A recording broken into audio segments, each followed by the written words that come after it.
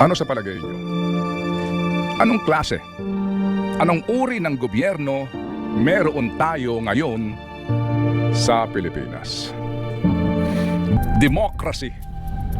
Sa wikang Ingles, literally, rule by the people.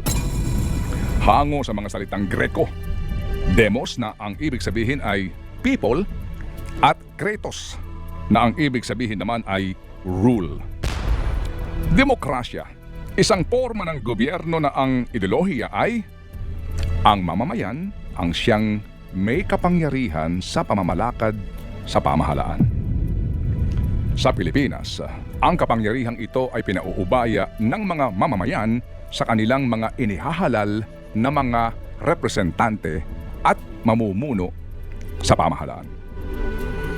Sa nangyayari ngayon sa ating bansa, totoo bang ang boses ng mamamayan ay siyang tinig ng mga kinatawan?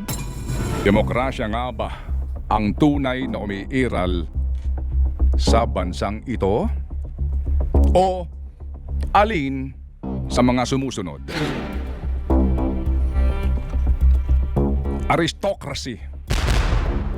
Forma ng gobyerno kung saan ang namamahala ay ang kakaunti o minorya, pero mga nasa pinakaitaas na antas ng lipunan.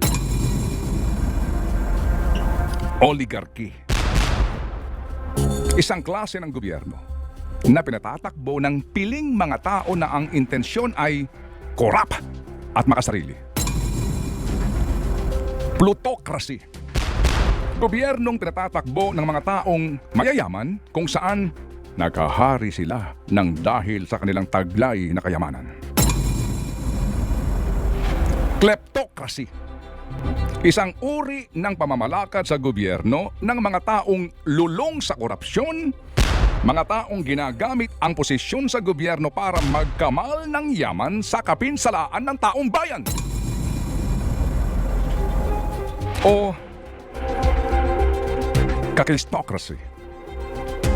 From the Greek word kakisto, meaning worst. Government by the worst. Isang uri ng gobyernong pinatatakbo ng pinakawalang kakayahan, pinakawalang kwentang mga tao. Bayan, mag-isip na po tayong mabuti.